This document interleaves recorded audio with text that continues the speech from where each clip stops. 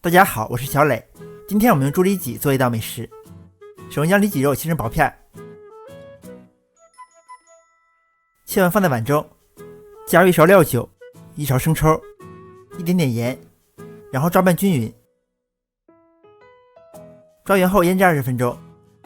再准备一个麻青椒和3瓣蒜，将麻青椒去籽切成小块，大蒜切末备用。锅内加入适量油，油热倒入肉片，翻炒一会儿，炒至肉片发白，倒入蒜末，炒入香味儿。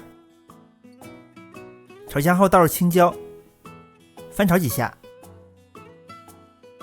接着加入半小勺盐、1勺孜然粉、1勺辣椒粉、1勺白芝麻，加完翻炒均匀。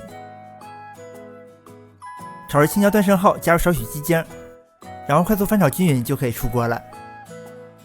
盛出放在盘中，这道美味的孜然肉片就做好了，下饭又解馋，味道就像烧烤一样，想吃的快去试试吧。这里是香芋味蕾，记得按时吃饭，我们下期再见。